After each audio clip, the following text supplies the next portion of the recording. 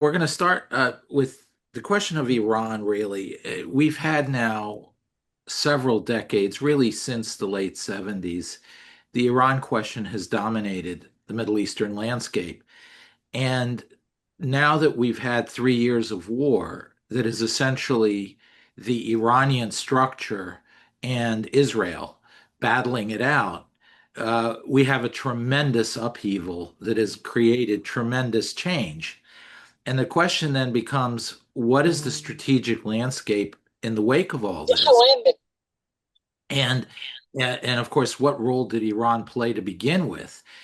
And I think the first thing we need to do is ask several preliminary questions. The first is, what is new and what is something old that is just dressed in new form? So, first of all, trying to figure out, okay, we can get into the weeds on Iran, but what really is the big meta trends underneath that may go back 1,000 years, may go back 10 years, whatever. But these underlying trends that really drive events rather than the specific policy questions right now.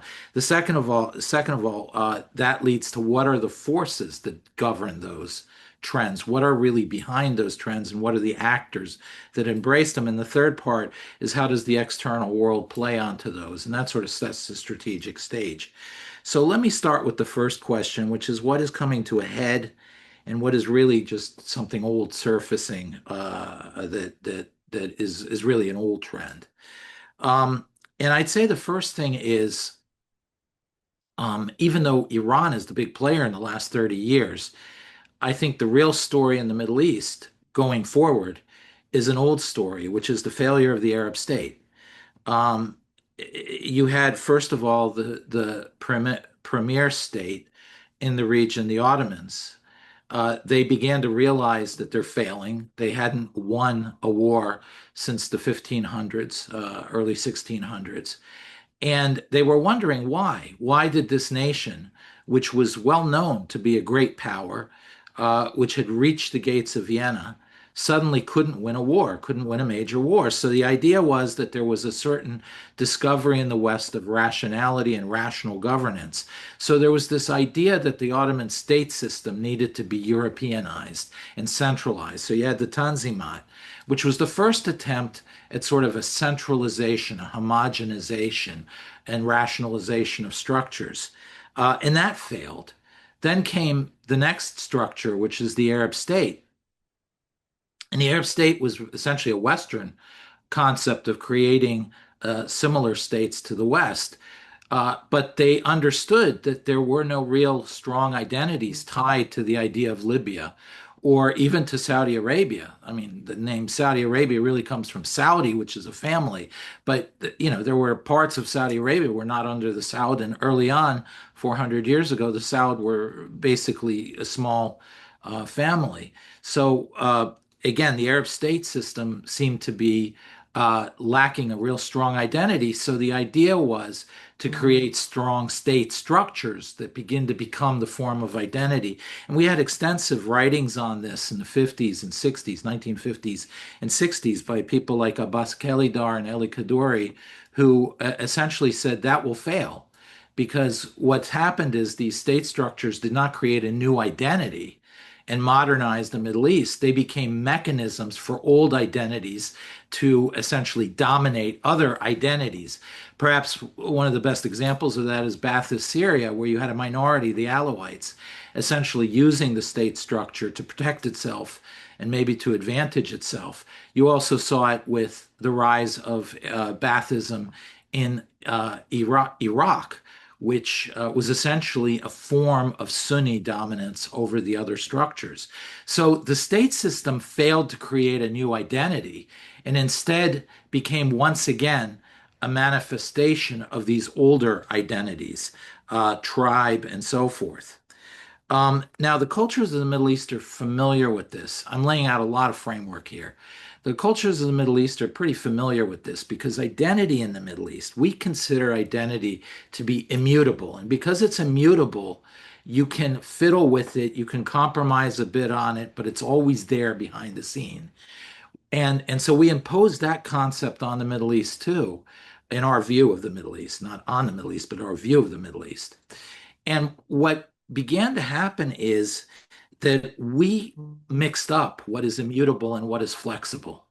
And we thought that the forms of identity, for example, Sunni versus Shiite, more secular versus more religious. These forms of identity were fundamental, and that therefore they couldn't be overcome, and that you really had to organize around it. Our very view, say, for the Arab-Israeli conflict is that, which is an Arab will never compromise, will never come to terms with Israel, and so forth, or an Arab will never come to terms with Persians or with whatever.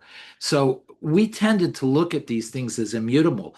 But what you really see in application is that identity is an organizing principle for conflict and for interactions, not always conflictual interactions between communities in the Middle East.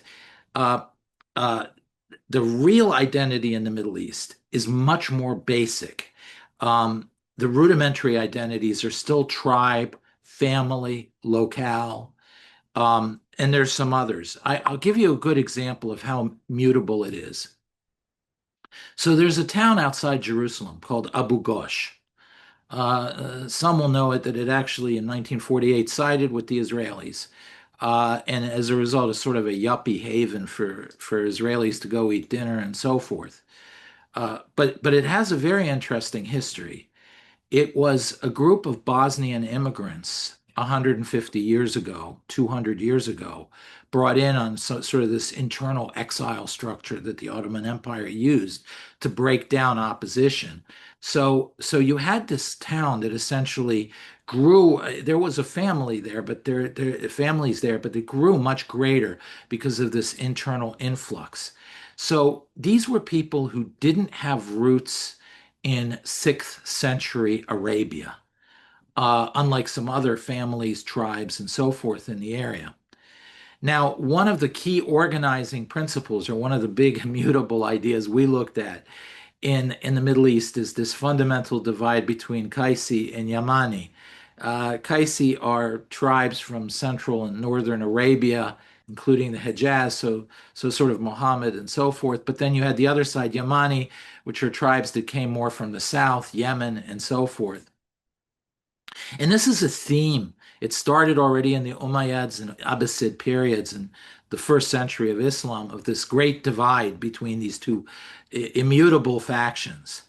Uh, but when you look at Abu Ghosh, they fought against their neighbors and they called themselves Yamanis, and the neighbors were Qaisis. Now, how does a Bosnian origin community suddenly become Yamani, Yemenite? And that because this was an organizing principle, a theme that was appealed to and evoked to organize interactions among communities. Now, this, though, tells you identity is much more mutable in the region than we think. But things that are not, for example, tribe and so forth, are much less mutable. So I think when you look at the Middle East, the overall framework is this reduces to this big conflict ultimately between forces that homogenize and forces that are centrifugal. Centrifugal are ripping the area apart, centripetal pulling it together and homogenizing.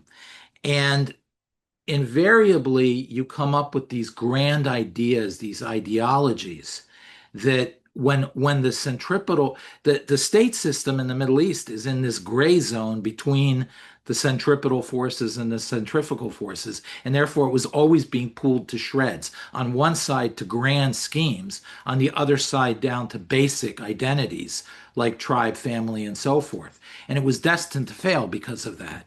Um, but you really get this sort of centripetal versus centrifugal is really between dream palaces of unity and narrow self-preservation politics on the other level.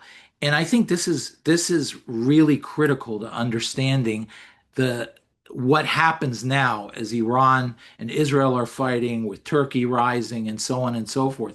If you pour that into this framework, things become a lot more sort of predictable and clear going into the future. So now back to the Arab state failure, and I mentioned these dream palaces that would emerge for unity. And we see them Arab nationalism, then we had Islamism, now we have perhaps neo-Ottomanism and neo-Umayyad.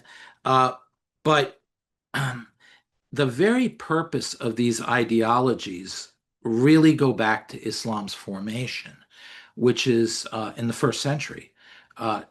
These were forces that were created in order to erase the inherent diffuse nature of that area. I'd argue, I mean, this is a bit controversial, but I'd argue that it started with late Byzantium Justinian. He was really the first totalitarian leader in a true sense. And what he wanted absolute power, totalitarian power. So he redefined Christianity, he redefined the church, he redefined law, he redefined family, he redefined society. He destroyed everything, completely destroyed everything, made it focused on himself, reinvented the very concept of citizenship and faith. You were no longer a Byzantine citizen. Your citizenship was derived as a community of faith. And he was at the pinnacle of faith. He basically weakened the Pope, destroyed the Eastern Orthodox Church and its structures of power. And he became a totalitarian, but it spectacularly failed and bankrupted the country and left it destroyed. He never successfully created. But in the first century of Islam, which is only 100 years after Justinian, you started seeing similar forces at work.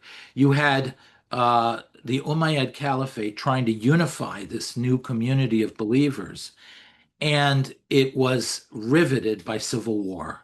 There was Ibn Zubaydah civil war. There were all sorts of civil wars, but there was a really horrible one that really racked the place in the first 50 to 70 years under two caliphs who were the first Umayyad caliphs. You had Muawiyah, but then down line you had Yazid II, and then you had Abdul Malik. Under there, it sort of came to a head, real knockdown, horrible civil war, and in the end, the caliph won and destroyed these forces of separatism or a different concept of Islam under Ibn Zubaydah and others.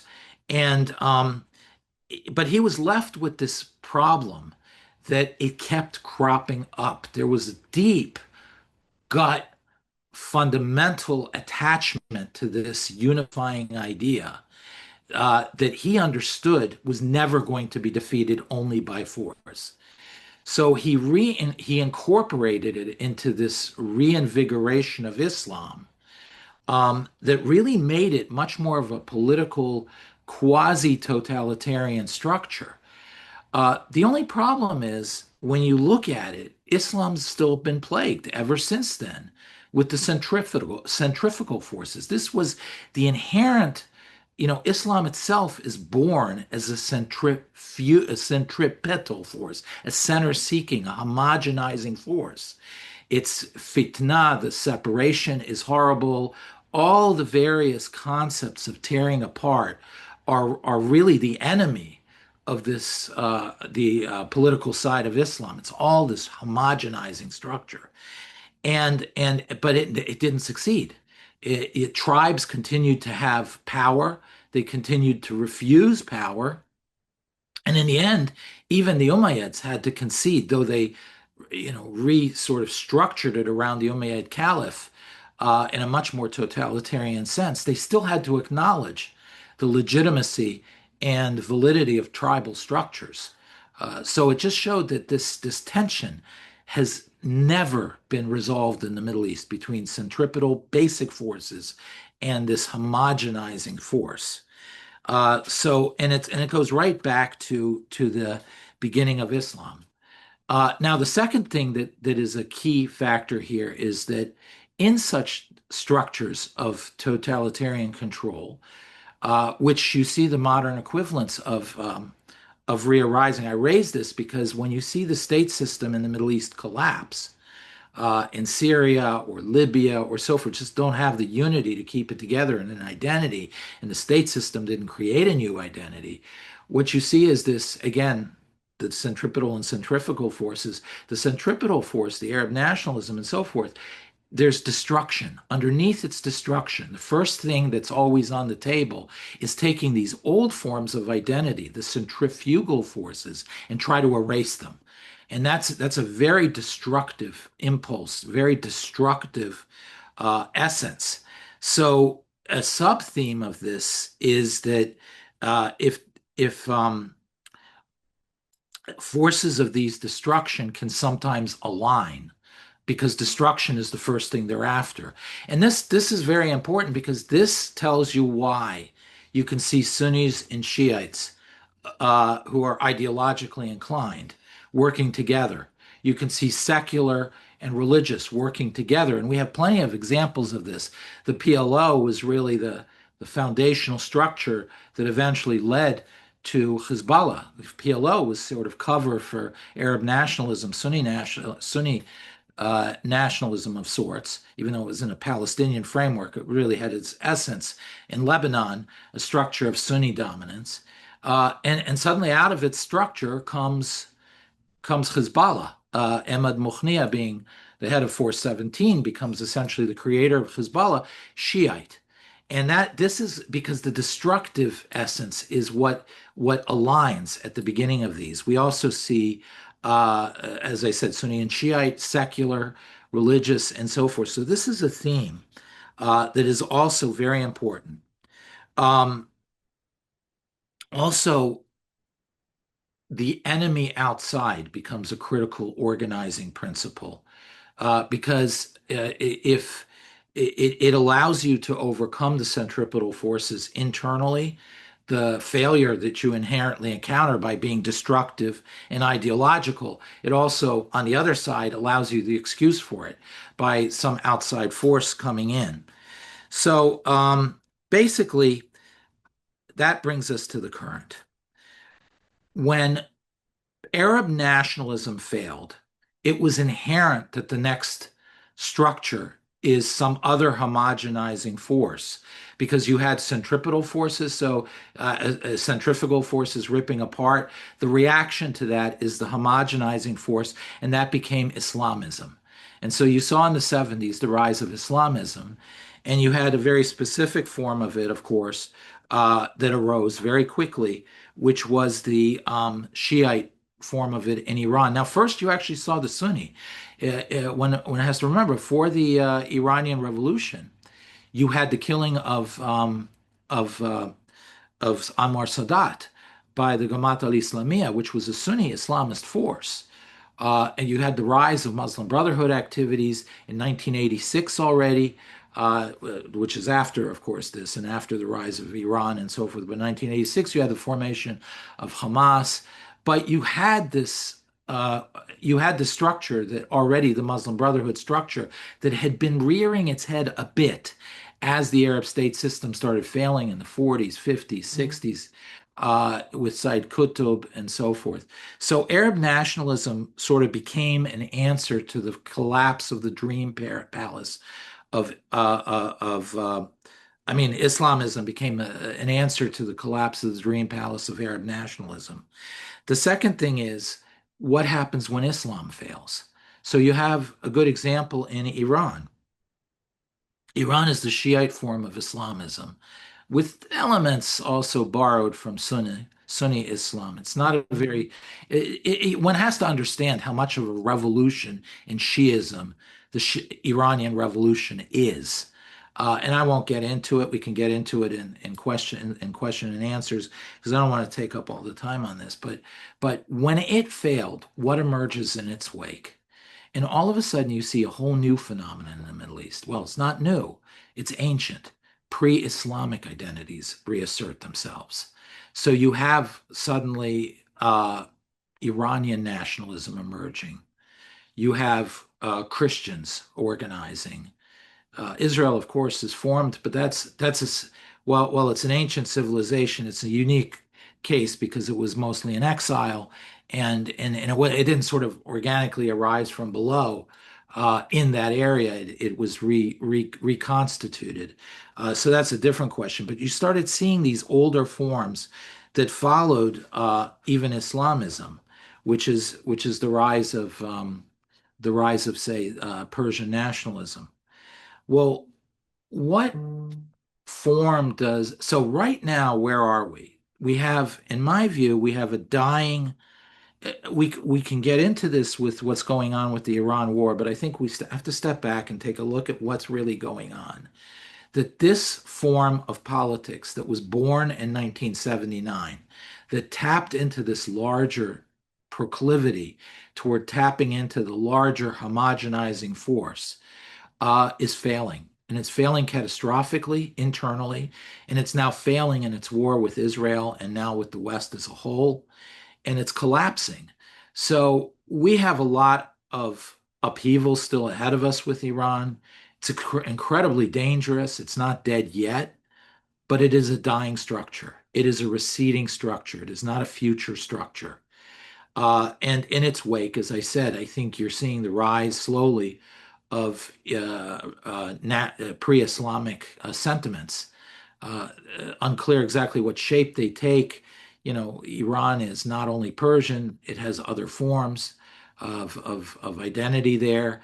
Hard to say exactly what it takes, but you see these older forms reemerging. The more interesting one right now is the one that I think is rising. And the rising one, I think, is the Sunni Islamism.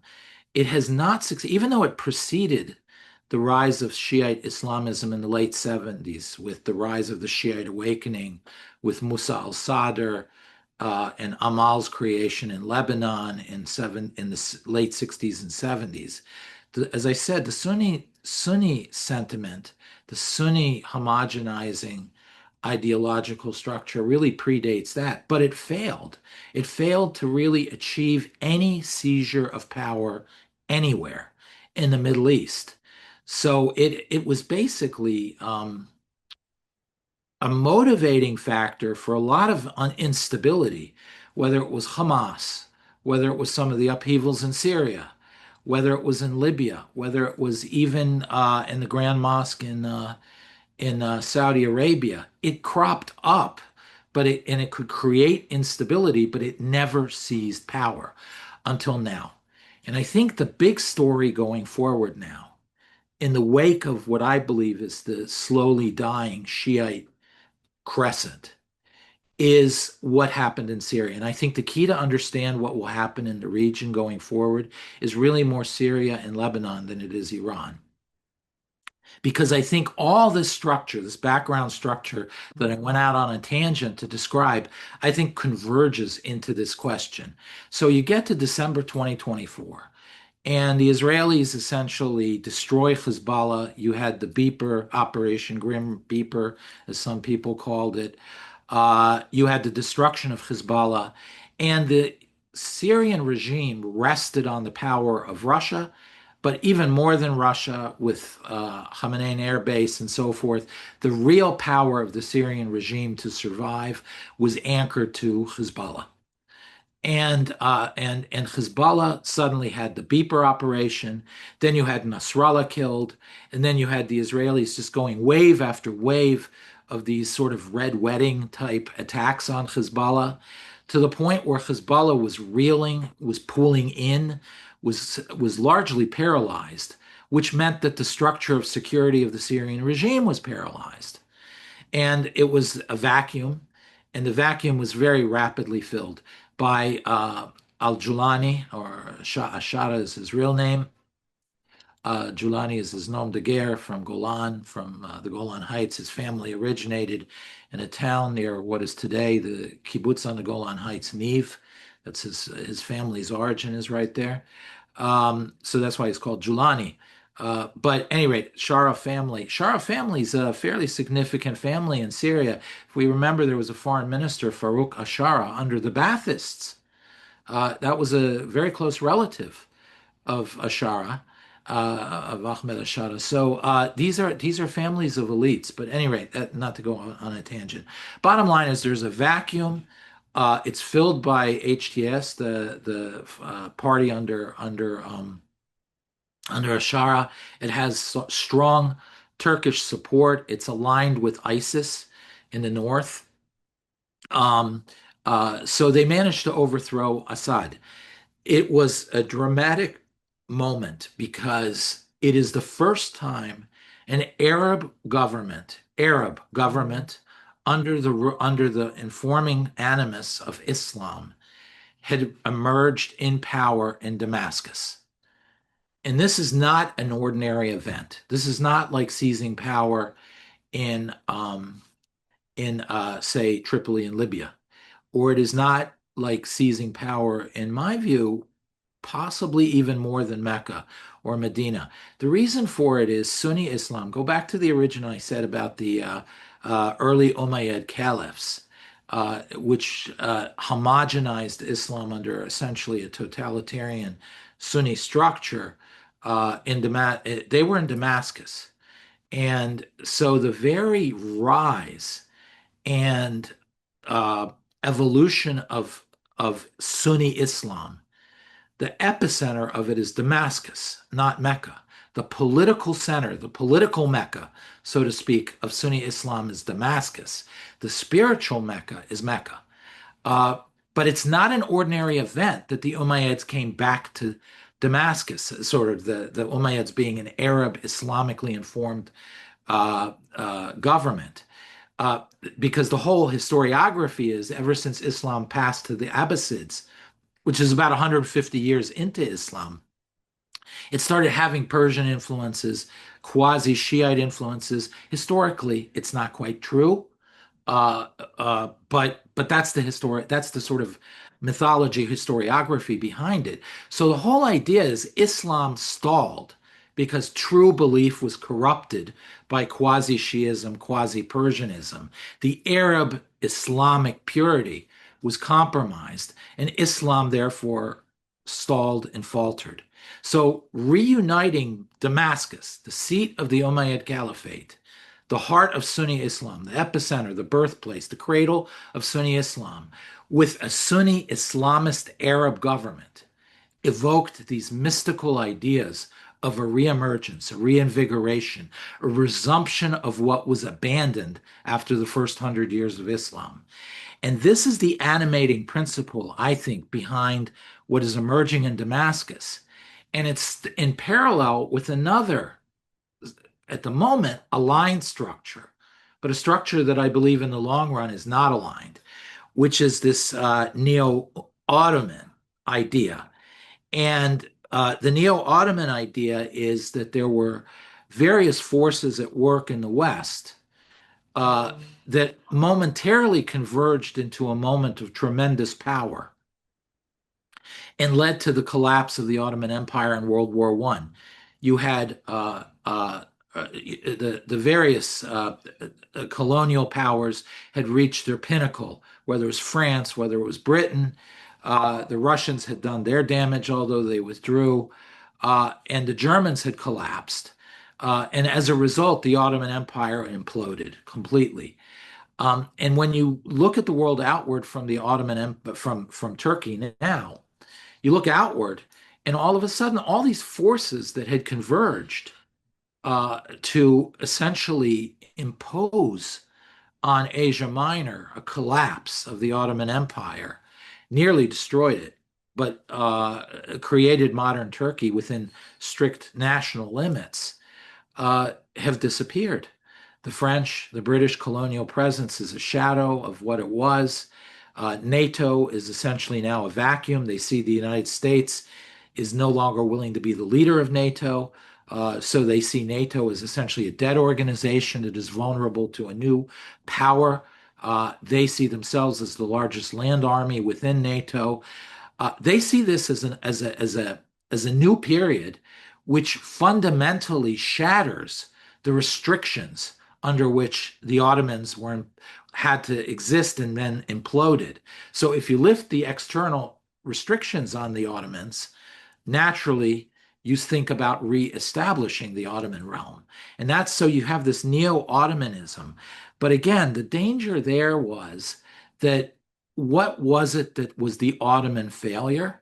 Because just recreating it doesn't answer why the Ottoman Empire was the sick man of Europe in World War I. Why did it not win a war a full war against the Western power for 400 years before that? And the answer is again that the caliph is wedded to Islam. And again, it's this Muslim Brotherhood influence and so forth under Erdogan that the Ottoman Empire had essentially played too much with Europeanism, had played too much with being oriented toward Europe and not enough to the Middle East. It had forgotten where it came from and its Islamic origins. And as a result, when you see this neo-Ottomanism, it isn't really Turkish nationalism. It is invested, it is really neo-Ottomanism, which is invested with a certain Muslim Brotherhood um, framework. So Islam, so it is a form of Islamism, really. So what I'd argue is that right now you have the decline of the Iranian Shiite axis, or really crescent, and the rise now of really the first major coherent Sunni attempt to confront the Western civilization and Western modernity in hundreds of years, if not even 1,000 years. And the minorities in the region, first of all, are the first to feel it. So you see them gathering around each other, and they're. I spent a lot of time among the minorities in the Galilee, and on the phone with people in the coastal regions of Syria and Sueda and the Kurdish regions, with Greek Orthodox in various areas, Maronites, Syriacs, Melkites, etc. And the theme coming back was, especially among the more young, was listen, the rules of the game are over.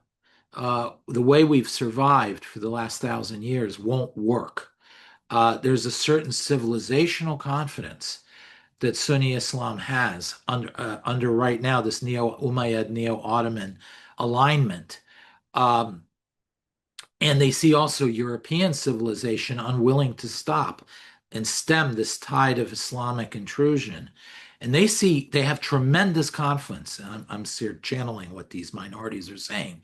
So their basic view is that all these minorities have to sort of gather together and protect themselves against this rising volcanic force. And the Israelis now are beginning to understand that as well, largely convinced through the Druze issue, sort of was the vehicle through which Israeli strategic thinking was influenced by this. But now it's expanded much greater into Maronite thinking. Even Greek Orthodox are beginning to say it, and certainly Alawites are reaching out to Israel. And there's even, by the way, an Alawite community in Israel, and I know the head of it is frequently down in Jerusalem talking. And of course, you had the Kurds, except the Kurds are way up into the northeast, geographically so separated, and it involves such deep sensitivities with Turkey that the Israelis have very limited willingness to adopt that issue. But otherwise, there is this sense emerging of a coalition of minorities under an umbrella of power that includes Israel, confronting what is this civilizational threat of this rising Sunni Muslim Brotherhood confidence. And so, what you're seeing strategically, I think, is the transformation of the Shiite crescent into this new form of threat. And this new form of threat, ironically, that by the way, I think the Shiites slowly, not only do I see Shia Iran as a receding threat, but I think we have to prepare ourselves for the fact that the Shiites will again consider themselves minorities and will reach out and act like minorities do in the region, which is to try to find powerful forces to protect them. So, as jarring as it is, I think the future of many of these Shiite movements will be to align again with the Christians, Alawites, and perhaps even with the Israelis for protection. So, at any rate, that's the new strategic reality that I see emerging there. And now you go back to the specific issue of the war. Well, I think that what you say, and this is why I don't believe that you're going to see a great ability to come to terms with Iran. I think the Iranians understand this. And I think they understand they're in a fight for their very existence. It's now a Shiite thing, too. It's not only an Islamic revolution thing. I think that they understand that as a very ideology, as a very organizing principle of governance of strategic behavior, they are now in existential threat and about to go down to Persian nationalism, to the rising minority concept, and of course to Sunni Islam. So I think that what you will see is a fight to the death by the Iranians. So the president's attempt to constantly use Western concepts of negotiating kinetically. If you don't agree with me, I'll build more leverage. You need more leverage? Okay, I'll hit you harder. Waiting for Iran to cry uncle. And I just don't think it's going to happen because, in the end, the moment they cry uncle, it's a surrender. And once they surrender, they're finished. So I don't believe that the framework that the president has for understanding how he wants this conflict to proceed into some sort of a new reality, I think it's anchored to an assumption that completely ignores these underlying tectonic trends and the stakes involved, which are really existential and really great against the very foundations of how the region organizes itself over and over and over again. So I think it'll fail. I think this war will continue until essentially one side or another wins. And given the Israelis and given the Americans, I'd assume that in the end, the Israelis and the Americans will prevail, and Iran's government will eventually collapse. And we can, in question and answer, talk about the dynamics. That's a whole different sort of topic, but we can go into it. But it will eventually collapse. And then the new strategic reality is the rise of these pre-Islamic ideas around the minorities and pre-Islamic ideas surrounding Iran. And of course, Israel sees itself as a pre-Islamic force. So it'll be again this battle of these older forces against the latest homogenizing force.